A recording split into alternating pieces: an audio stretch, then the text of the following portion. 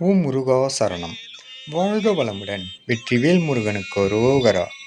இன்றைய நாள் இனிய நாளாக அமைய எல்லாம் வல்ல அப்பன் முருகனின் அருள் எல்லோருக்கும் கிடைக்கப் பெறுக.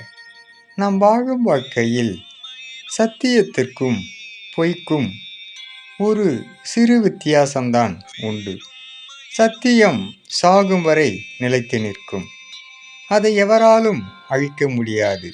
பொய்கள் அதுபோன்று அல்ல. காலம் முழுவதும் நிலை தடுமாறிக்கொண்டே இருக்கும். ஒரு பொய்க்கு 10 பொய்கள் பேச வேண்டும். ஆனால் சத்தியம் அதுபோல அல்ல.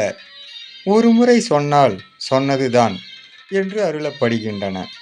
ஆனால் இங்கு மதிப்பு மரியாதை எல்லாம் பொய்களுக்குத்தான் அதிகம் கிடைக்கிறது.